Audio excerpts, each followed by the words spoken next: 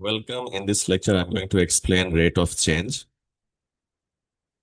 Rate of change আমাদের different shape বা যে কোনো ভ্যালুস থাকতে পারে যেটা টাইমের সাথে কিরকম চেঞ্জ হচ্ছে এটা আমাদেরকে এক্সপ্লেন করতে হবে। ফর এক্সাম্পল, আমাদের যদি কোনো একটা শেপের ভলিউম চেঞ্জ হয় তাহলে আমরা ডিভি বাই ডিটি বের করব।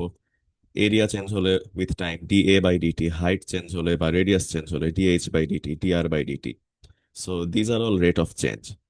For example, variable v and t are connected by the equation v equals to 5t square minus 8t plus 3.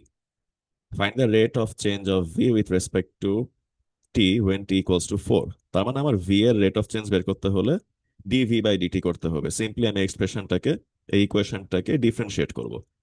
So v equals to 5t square minus 8t plus 3 dv by dt করলে 2 5s are 10, 2 থেকে 1 minus হলে পাওয়ার 1 থাকবে, and 8t just 8 থাকবে কারণ পাওয়ার 1 দিয়ে multiply যদি হয়, it's like d by dt of 8t to the power 1 যদি হয় তাহলে 8 ones are 8, 1 minus 1 0, anything power 0 means 1, তাহলে আমাদের 8 থাকে।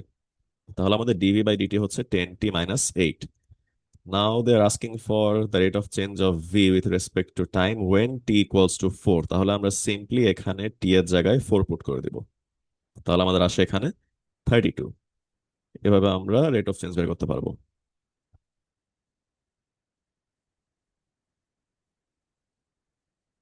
Okay, let's see another example.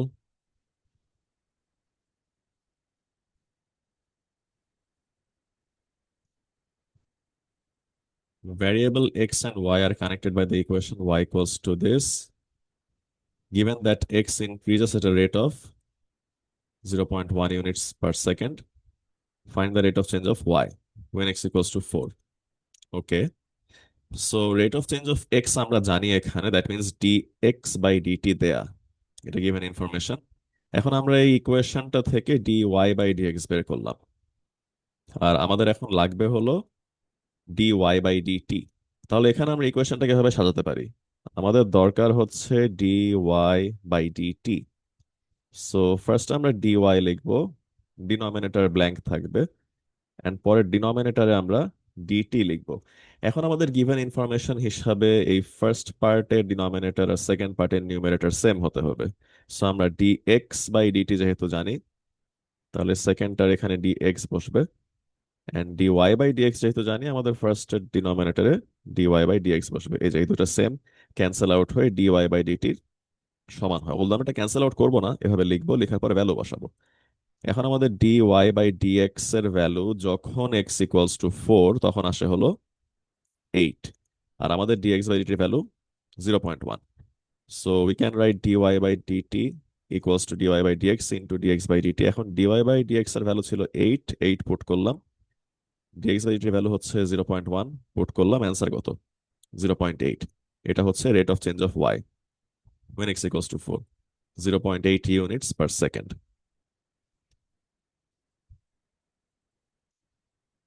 আমাদের রেট অফ চেঞ্জের ম্যাথসে ডিফারেন্ট শেপস দিয়ে ম্যাথ দিতে পারে। সো এখানে আমাদের ইনিশিয়াল কোয়েশ্চেনে হয়তো একটু শেপের ডিটেলস থাকতে পারে, যেমন for example this one, the diagram shows a water container in the shape of a triangular prism. Prism কারণ আমাদের এই এরিয়া অফ ক্রস সেকশনটা throughout the shape same থাকবে, so that's why it is a prism. Okay, 120 centimeter long. The vertical cross section is an equilateral triangle. Equilateral triangle, that means এটা 60, এটা 60, এই পুরোটা 60। All angles and all sides are equal. Water is poured into the container at a rate of 24 centimeter cube per second. This is basically dv by dt. So question number A, show that the volume of the water in the container V, C, and cube is given by this. আমাদের ওয়াটারের ভলিউমটা show করতে হবে ফার্স্টে। Okay fine, আমরা জানি এটা একটা equilateral triangle,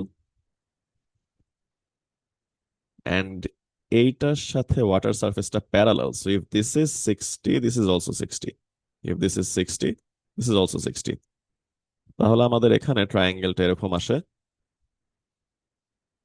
আমরা height of the triangle জানি, that is h, angle জানি 60.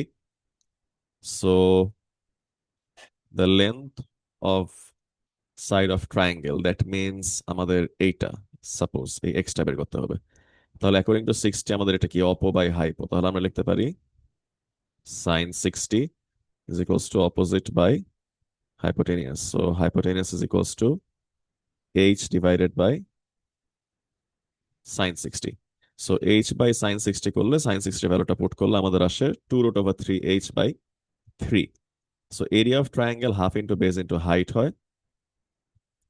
তাহলে আমাদের এখানে হাফ ইন্টু বেস, এটা এক্স হলে এইটাও x.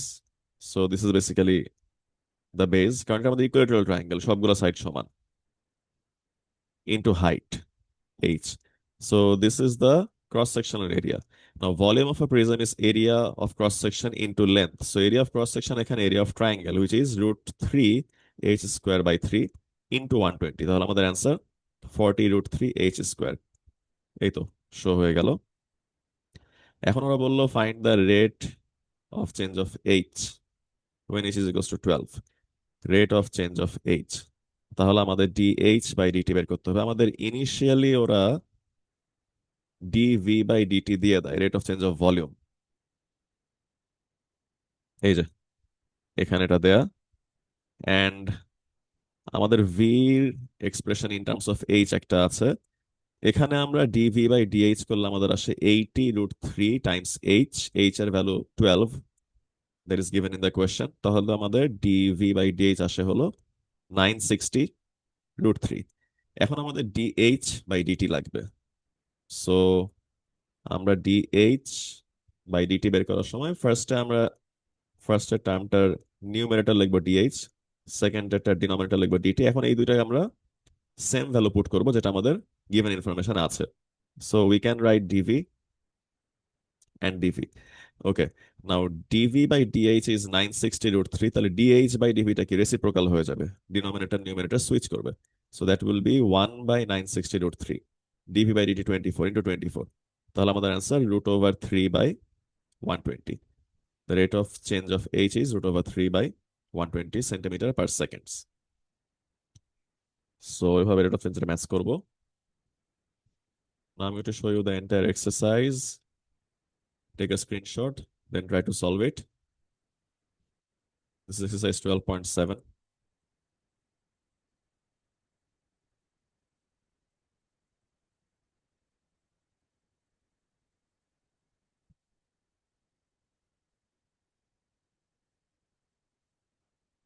Now these are the answers of 12.7,